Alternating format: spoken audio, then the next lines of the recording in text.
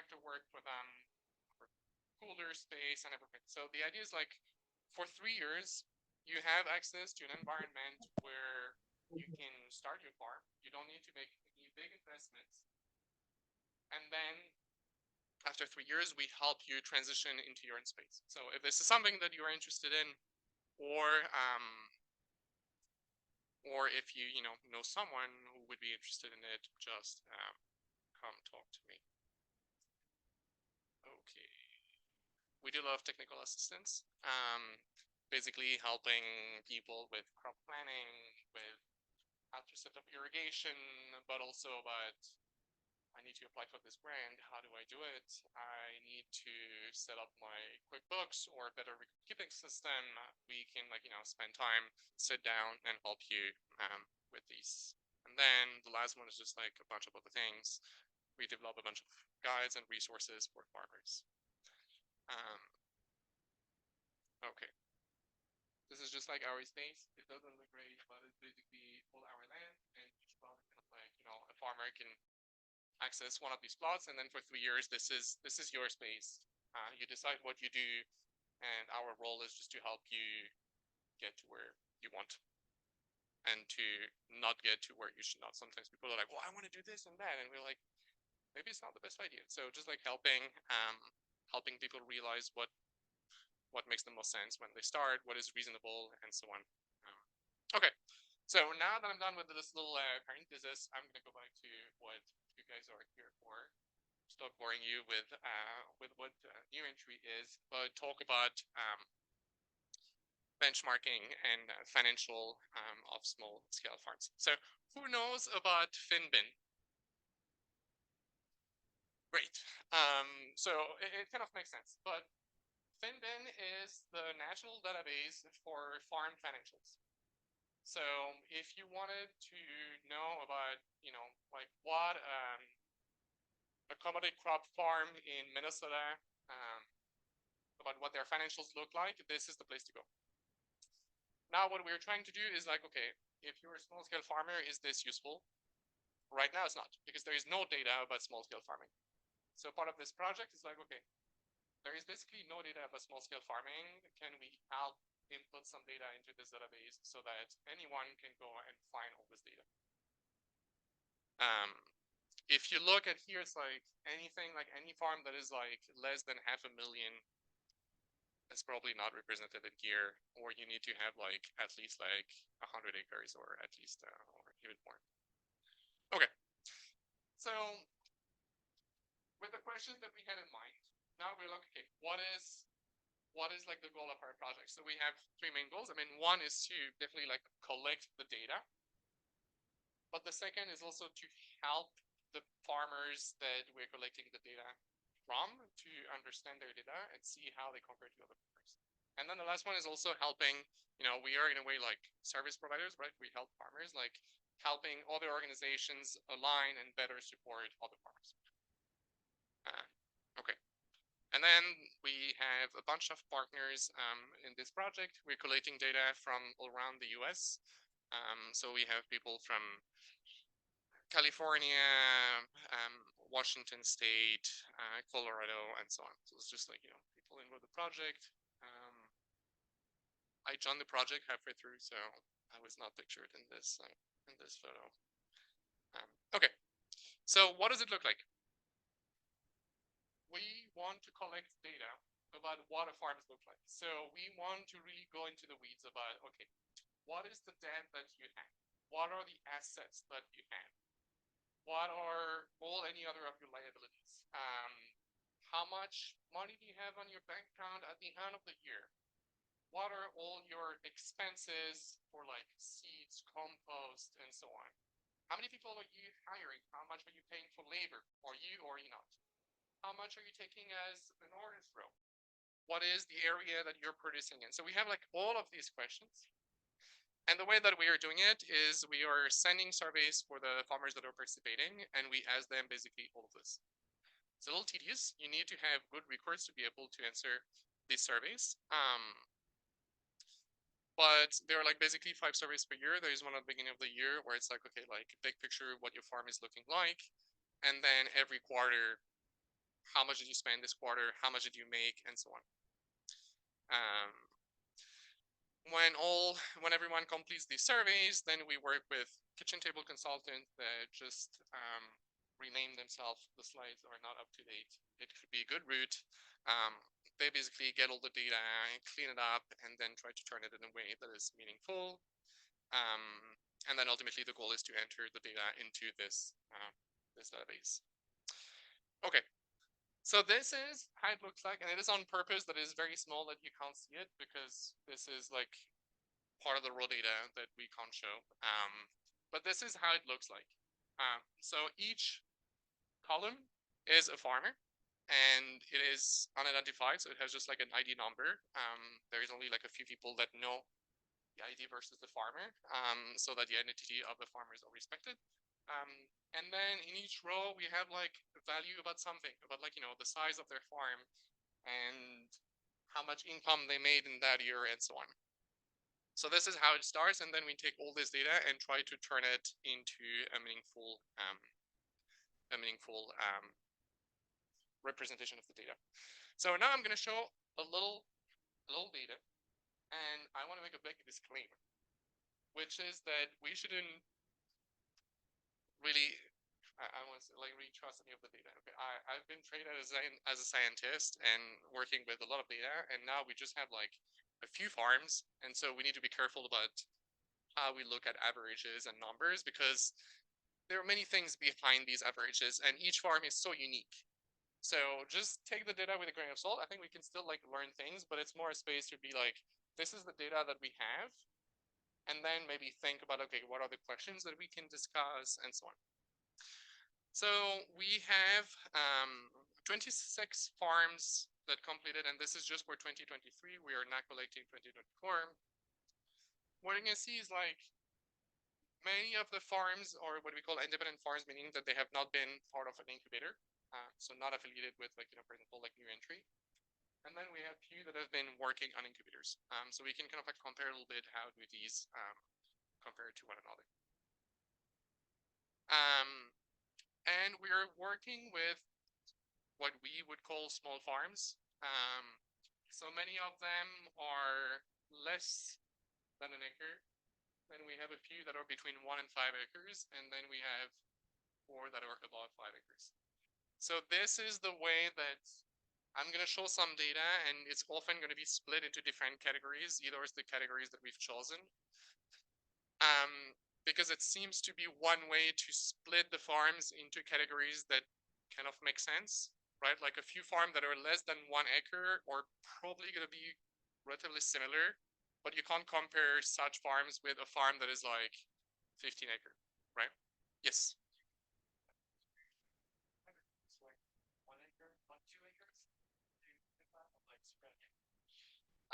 That's a good question. If I really said sort of a 1 to 2.5, instead of 1 to 2, instead of some other, or actually like a 3 acre farm instead plus minus. I don't have the answer to that question. I would need to, yeah, right. No, I think I see your point.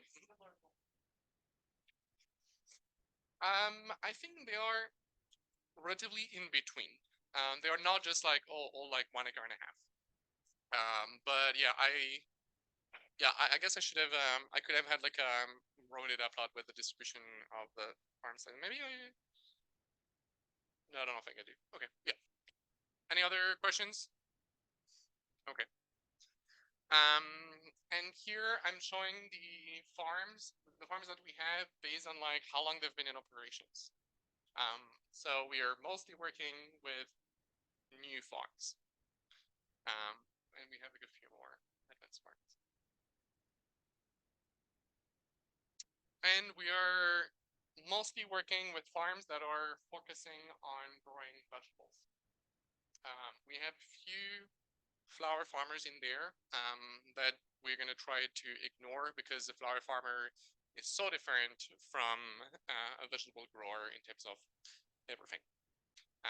I don't have anything against flower farmers. It's just like, it looks so different when you look at the revenues and the expenses. So we are mostly going to focus on expense. In terms of where do people sell? There is a lot of wholesale, but then also a lot of like direct to customers, farmers market, CSA, food hubs also that kind of act as like an intermediary between the customer and the farmers. Yeah. So here I'm just kind of like throwing like a bunch of like elements about the study so you kind of like get a sense of who are the farmers that we are collecting data from, and then hopefully it's similar from who you are, and therefore the data might be useful to you or similar to what the farmers that you're working with are. Okay, so again, these are averages. So maybe they hide things that that don't always make sense. But just looking at a few things, total revenues, small farms making less than bigger farms kind of makes sense because you have less land, you can produce less. But this is giving you a sense, like most of the farms that were, like small farms, often small farms are usually farms that are on incubators. We're making like, around 10K, and then it kind of like goes to more like 50K on average. And then the larger farms, which often have been established, or in like the 100K. So I think the idea is like, sure, we take this number with a grain of salt, but if you're like thinking about, okay, I want to move full-time farming, so I need to, at least make this amount of revenue, it's probably not going to work on less than an acre.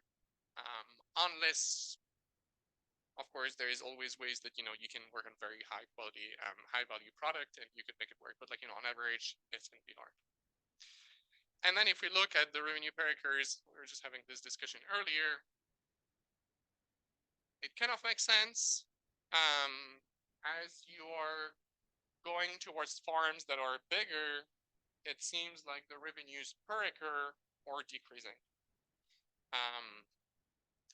There are a few reasons that can explain this. One is your market are different. You probably sell more wholesale when you are a larger farm. You are not getting the high value of your product through a farmer's market or a CSA. And then you're also probably becoming a bit more mechanized, so you're not using the space as efficiently as if you only have a quarter acre or something. So nothing crazy right now. So here, okay, so actually you get your answer now. Farm size. So it's actually quite a nice distribution. Actually quite nice. You have, it's basically right, it's like 1 acre is probably like around here, and between the 1 and 5, it's like you have them everywhere. And the farm revenues on the y-axis, as you can see, it's like a bit all over the place. For example, people could be like, what is happening here and what is happening here? Because they seems to be clearly outliers. This one might be a flower farmer, and this one I would need to look more. I think this one is not completely an outlier. I think it's like a vegetable farmer. And then another way that we can look at, so I apologize. I usually have I can see the next slide here, but they changed the thing and I don't see it. So I'm really like, I have no idea what is going to come next. I mean, I made the slides, but it was a couple of weeks ago. So, okay. So here I'm looking at the cost of goods sold. So basically, what are the costs that have been required to produce what you're selling?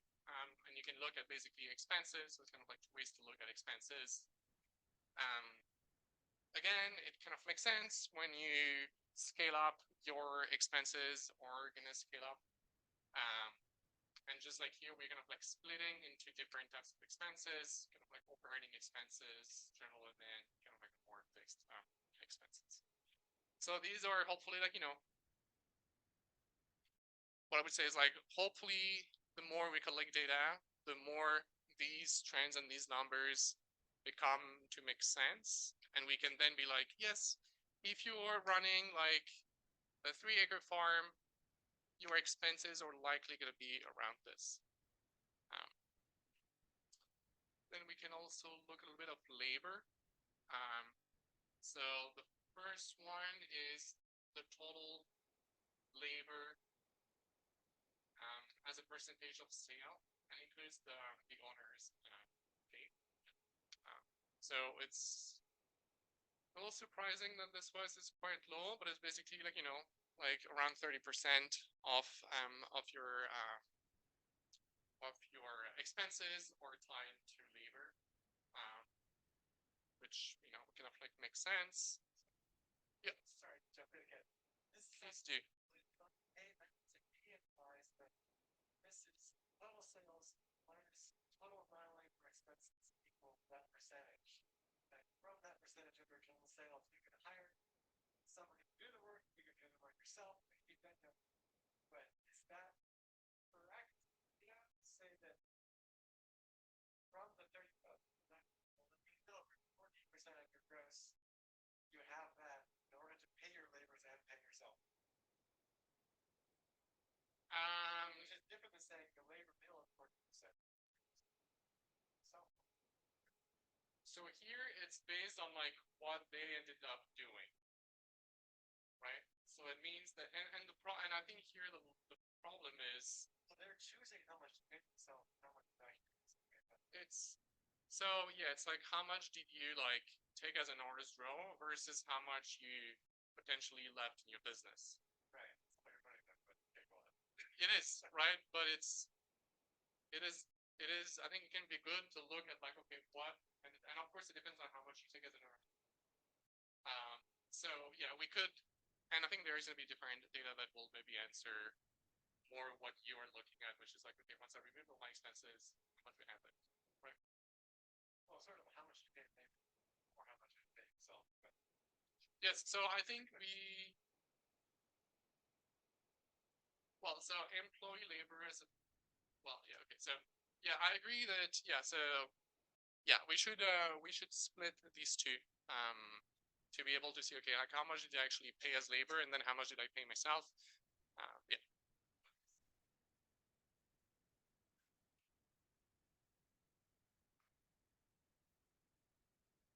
Sorry, are you? Oh yeah, sorry. So yeah, sorry. That's it. Thank you. Yeah. So that's under an acre, 1 to 5, above 5. Yes. Sorry, I was like, I knew that it was not labeled, and I forgot to tell you. Yes.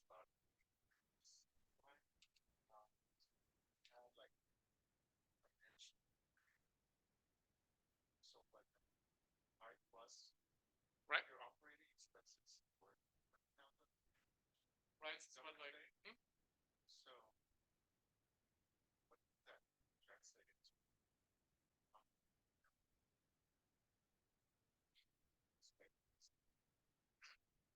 So that's where like I wish I like I want to answer, because we see that these few bigger farms are so different from one another that whatever I'm going to tell you might not be a true representation. So that's where, and I felt like everyone's going to be frustrated. They were like, I came here to get some data, and you were telling me that the data you have is completely useless. And unfortunately, I mean, I would be lying if I'm like telling you like, look, this data is perfect. I think it's more like, hopefully what I hope to get out of this is, what are the numbers that we should be thinking about around what number it can be, but ultimately these farms are so unique, and that's going to be part of the discussion that we have, is like, we have how to score these numbers given that we don't know what these farms are growing and so on. So we don't have the full picture. We're working on more like case studies to have like, one farm where we give you all the details about this farm. That might be like a little more useful to understand how you compare to such a scenario versus being like, okay, how do you compare to this average? So sorry that I can't really fully answer. But hopefully it gives you a sense of like, what are the data that we are collecting, and as data collection improves, hopefully you get more out of it. Yes. Yeah. So is this saying that expenses for farms by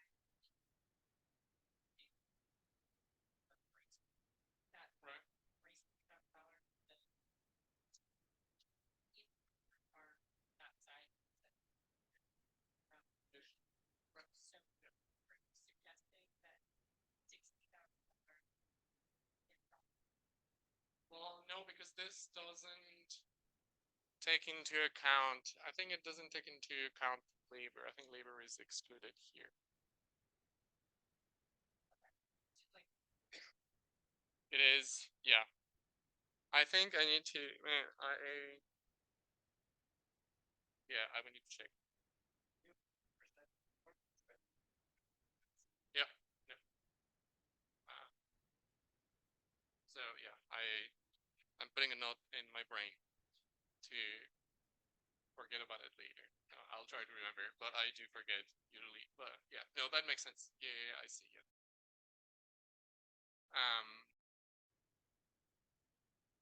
Okay, and then we are also collecting data about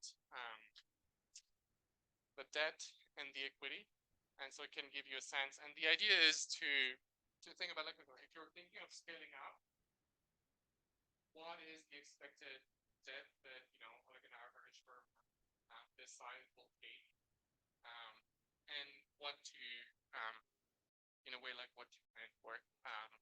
So for example, if we're looking at here, like the sales per dollar of assets, so in a way it's like, are you utilizing your assets well?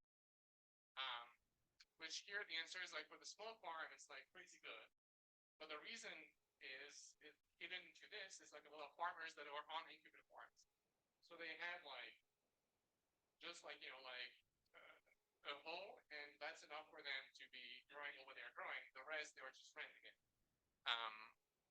But then, when you're like getting to like these a little bigger farms that are less on incubators, maybe that gives you a better sense of what to think of. So it's like, it's thinking about, like, are you utilizing your assets well? We have the same regarding like number of cells per debt, which ultimately can give you a sense, like, are you having too much debt, or can you take on more debt that can hopefully help you invest and then move to the next stage? And then it's just like, I don't know how to move that thing. Yeah, I don't know how to move it. But basically it's like, total assets, and then total debt, which then give us like the liquidity. So if we want, we can do the math, but what this looks like. And this includes land, building, equipment, and so on. Yeah.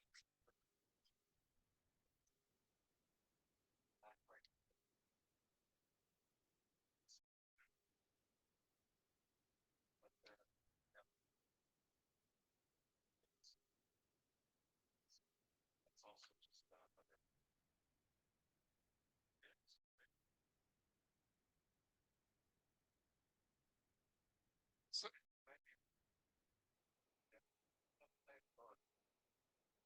I mean, it gives you some sense, but it's not enough. So there are ratios, and I don't think I'm showing them, but like, if you want to basically understand your capacity to repay your debt, then there are different ratios that you can look at to see that. And here I'm just showing owner's row. So all the x-axis are owner's row, and then I'm just putting it as like different things that we'll be looking at. For example, years in operation, size of the farm, and the small bit, which but so I think that was kind of like making the point that I was making earlier. It's like, it's a little bit base. You could hope that, like, the longer you've been in operation, the better your owner's row gets, but not really. As your farm increase, your owner row increase. Unclear. The agreement is unclear, and so now I feel like everyone is so disappointed. I'm like, damn, like, why did I come here? Well, I think it just really speaks to how diversified each farm, how each individual situation is so unique that there really isn't a comparison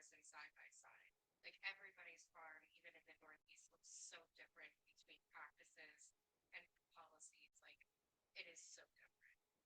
Yes, that's basically part of the point. And then the other side is people may have different goals within this. Maybe there are some farmers that, like they're actually working a full-time job on the side, and so it's not their priority to actually have an RS role. Or they got some land from someone, and so they are not necessarily paying debt on that. So it's kind of like the point that I'm trying to make, and that hopefully we can have more discussion about this. Is like, okay, is this actually useful? If not, what would be useful and how it could be useful? Yes.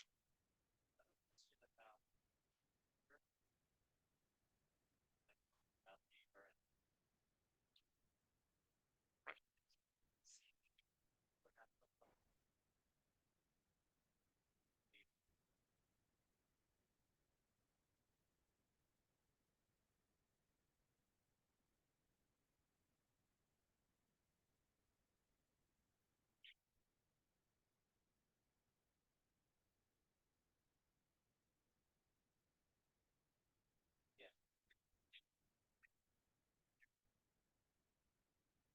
Yeah.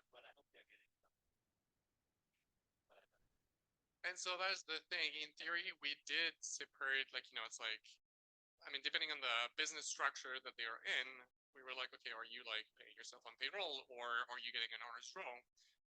So in theory, we would capture this here.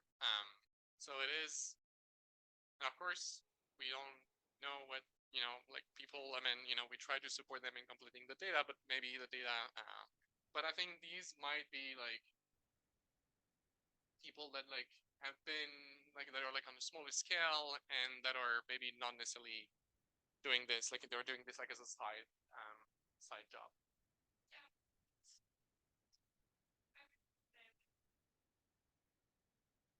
farmers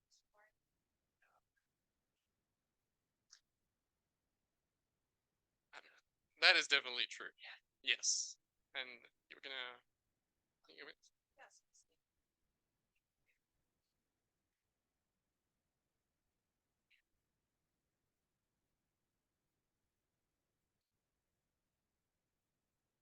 yeah. And even if they did include it in the business plan, they hit the reality that it might be hard. Yes.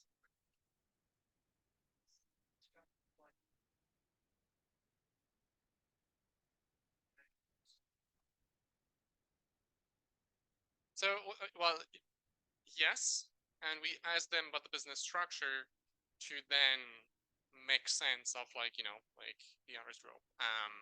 So hopefully it is capturing it, but of course,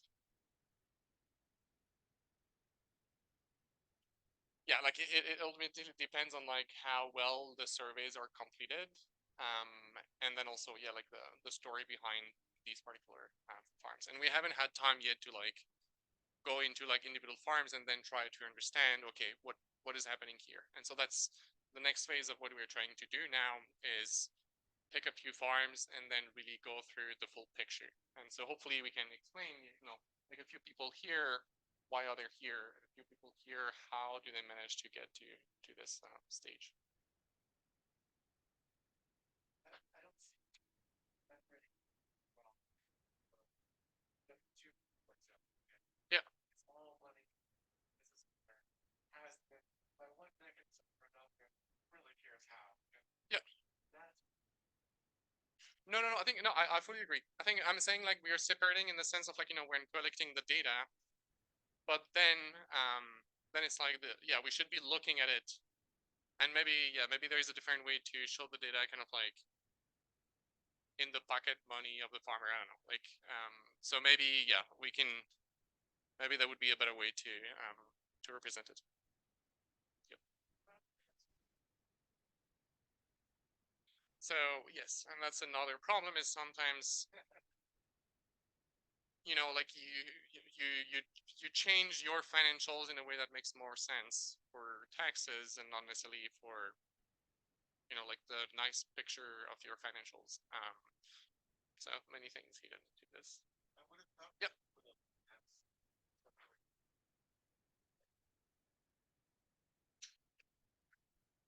So we don't have non-profit farm. They are, yes, sole proprietaries or LLC.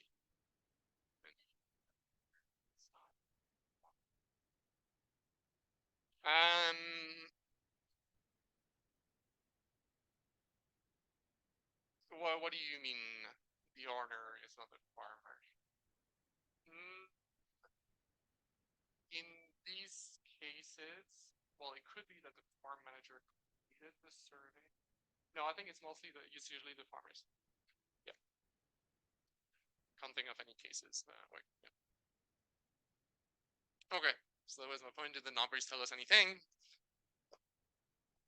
Maybe not, but hopefully it raised a lot of questions and it made you think about maybe your numbers, or maybe it got you excited about like, okay, I want to actually see these numbers for myself, and therefore I'm gonna really start taking better measures to better get my data, better record keeping practices.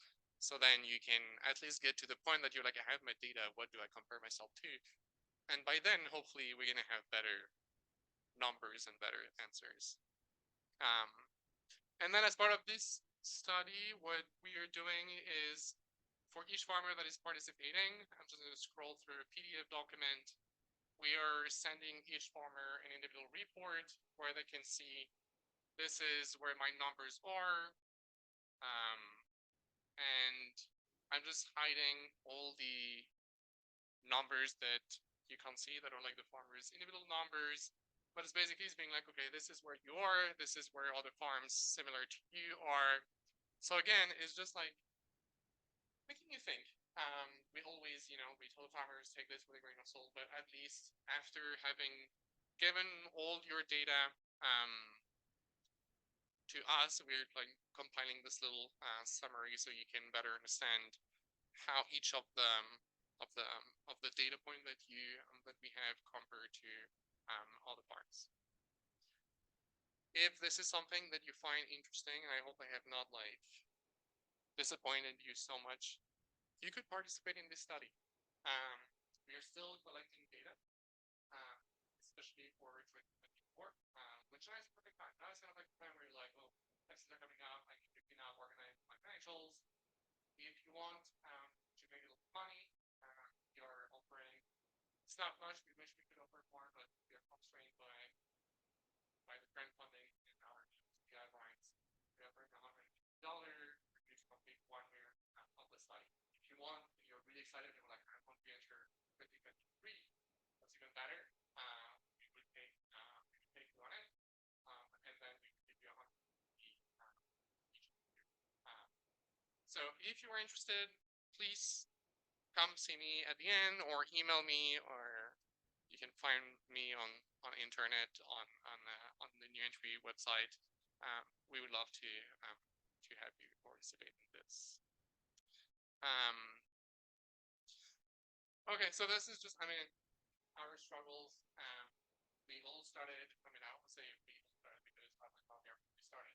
They were very excited, very ambitious, what would be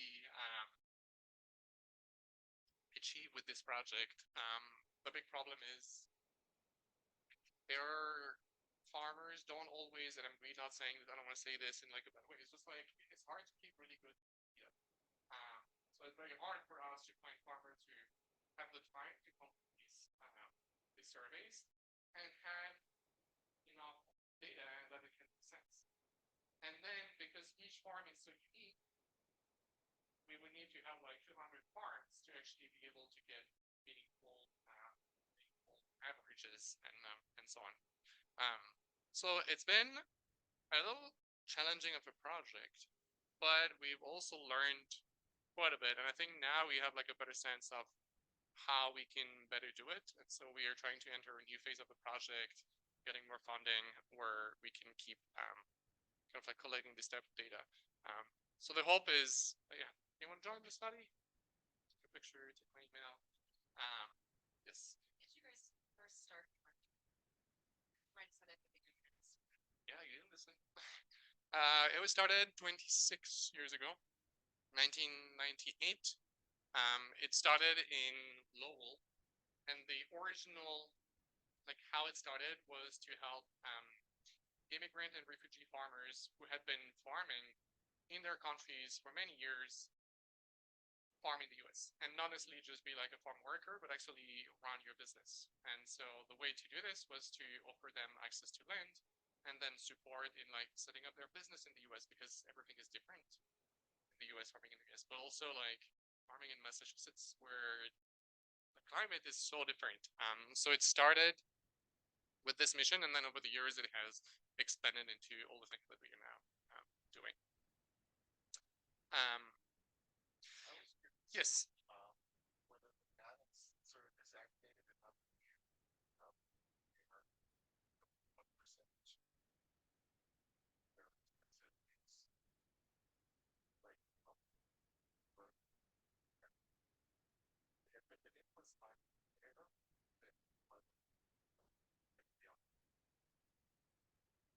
I think that's a very good point.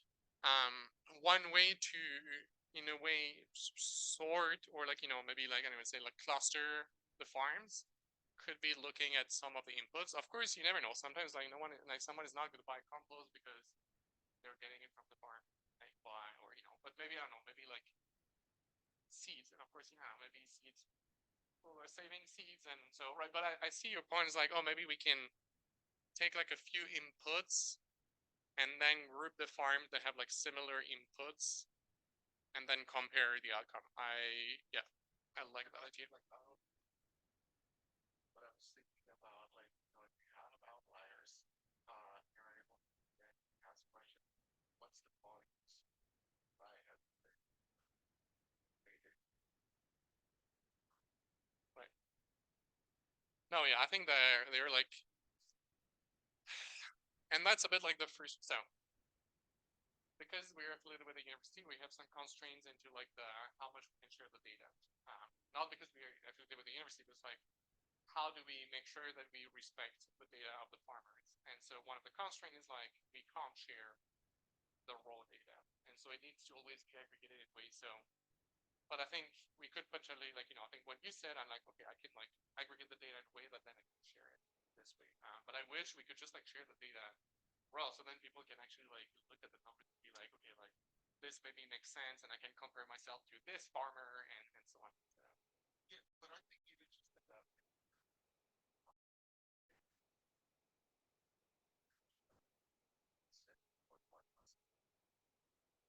Right.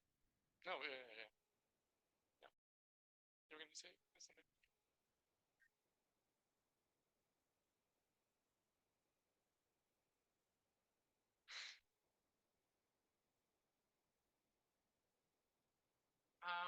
Okay, so I guess there are. So there is the right way to answer this is to ultimately understand how to get statistical power on the questions that we want to answer, and we have not run the math of this. So basically, I don't know, but my assumption is like given how much noise and how unique the farms are, um, it would probably need to be like at least 100 for like what we're looking at to actually be like confident about what we see. The way to go around it is we can maybe focus on like more uniform farms. Maybe we focus on between like 1 and 5 acre, and then we make sure that the revenues are between 30,000 and like 100,000. So this then maybe with like 30 farms, maybe we could have like data that is that makes more sense. So I'm not really answering your question.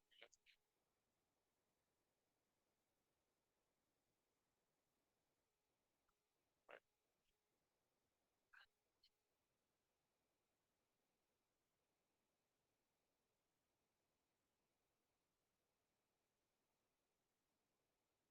Um, it is it is not in the short term um, an option. An option. I mean, it's not necessarily what we are going for. The reason is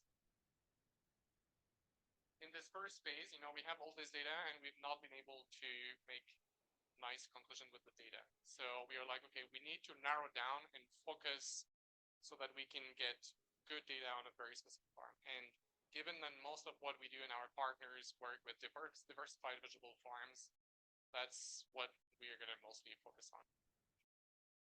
We would love to collaborate with other partners that would be interested in exploring like more like livestock or flower farms. I know that there is we got the name of this person. There is someone who is doing a benchmarking on flower farms.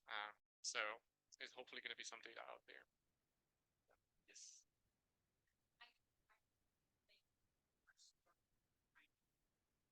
Uh-huh.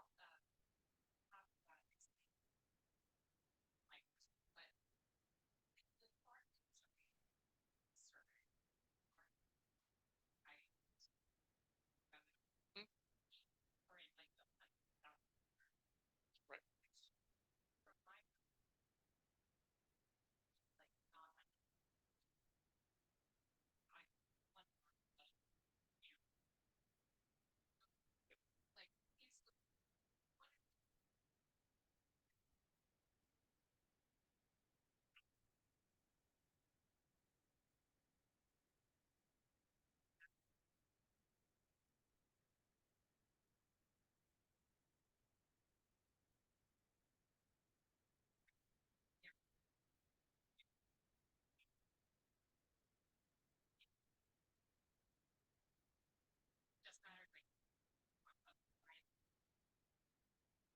Yes.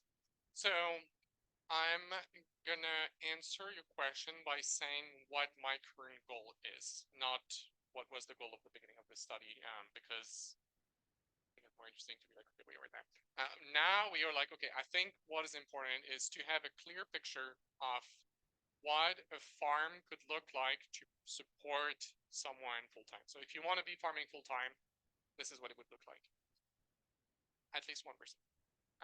And so therefore, in the next phase of the study, we want to focus on farms that have a minimum income of, we need to decide the exact minimum income, but it's like, if your total revenues are 30,000, you're probably, it's going to be hard for you to actually hold yourself a salary or like, like an income so that you can live the lifestyle that you want. Some people may be able to do it with some circumstances, but like it's maybe not likely. So maybe we'll try to focus on like a little bit bigger farms.